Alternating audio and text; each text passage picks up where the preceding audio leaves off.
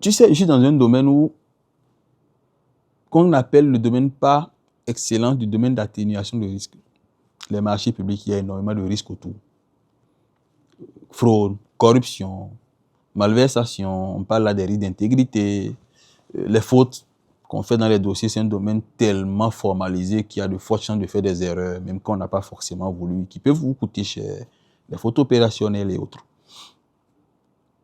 Mais la question qu'il faut se poser aujourd'hui, c'est comment est-ce qu'on fait pour régler tout ça en fait? Il y a plusieurs armes, il y a plusieurs propositions, il y a plusieurs méthodes. Et moi, je me suis permis quand même de ramener ça à une seule arme. Compliqué, n'est-ce pas? Et rassure-toi, c'est même pas un couteau suisse, en plus. Bien sûr, c'est tout simplement un couteau. Mais très bien taillé. Et qui à tout moment va faire mouche. Parce que j'estime que pour régler parfois les problèmes les plus compliqués, les plus complexes, il faut trouver les solutions les plus simples et les plus directes. Et on m'a demandé quel est ton couteau, si aiguisé, quelle lame aussi puissante, à toute épreuve, qui peut couper du beurre, de la viande la plus dure. Tout simplement, ce couteau-là s'appelle la compétence. La compétence vous met à l'abri de tous les risques. Vous savez, c'est très compliqué pour quelqu'un, et vous allez remarquer souvent dans vos administrations, pour ceux qui suivent, et toi en particulier, dans ton écosystème, tu vas remarquer très vite qu'il y a des gens qui paraissent très arrogants. Il y en a plein dans le domaine des marchés publics. Mais si tu fouilles souvent, c'est des gens très compétents au fond. Ce n'est pas de l'arrogance qui dégage, mais c'est en fait, c'est vous qui percevez de l'arrogance. Pour lui, ce n'est pas de l'arrogance. Parce que par exemple, il ne supporte pas que tu ne comprennes pas certaines choses basiques que tu es censé comprendre. Et il peut mal te parler pour ça. Donc ce n'est que l'expression de sa compétence qui est perçue comme de l'arrogance. De la même manière, c'est quelqu'un à qui tu ne peux pas faire de n'importe quoi dans le domaine des marchés publics. Tu ne peux pas lui demander de signer n'importe quoi, de faire passer une entreprise, de tordre le cou au processus. Il ne voit pas l'intérêt. Pourquoi? Parce que le poste où il n'est pas carriériste.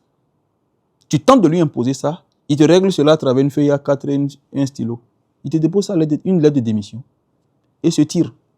Pourquoi il peut faire ça? Parce qu'il est compétent et il sait qu'il est compétent. Et il sait qu'il y a une liste d'attente. D'ailleurs, là où il est là, toi-même, tu sais que ce monsieur-là, quand il va te quitter, il ne va pas faire une semaine à la maison. Toi-même, tu le sais. Mais ce que tu sais aussi, c'est que lorsqu'il va partir, tu vas souffrir pour trouver quelqu'un qui a la même compétence que lui. Et il en est aussi conscient et tu en es conscient. Ça, c'est un bouclier à toute épreuve.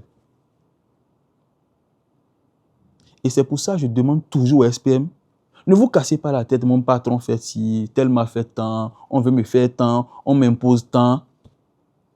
Tu sais, chez nous, on dit souvent, le chien regarde toujours ton visage avant d'aboyer sur toi. Donc ton patron là, quand il a regardé tout le monde là, c'est à toi il a voulu imposer quelque chose. Pourquoi tu as un ami à côté, un collègue là, avec qui tu es très bien, tu causes bien avec lui, mais quand il veut parler au collègue, il te demande toi d'aller lui dire, pourquoi il fait ça d'après toi? Mais pourquoi quand c'est toi, il vient te dire directement, il t'appelle dans le bureau, il te dit, bon, va me faire ça. Parce qu'il est conscient que le collègue là s'en fout s'il perd son poste demain matin. Mais que toi, tu n'as jamais rêvé d'être à ton poste. Et c'est pour ça d'ailleurs on te fait de la promotion même parfois. Je l'ai dit une fois dans une de mes vidéos, encore disponible. Toute promotion n'est pas bonne. Parfois on te fait la promotion parce que tu es nul.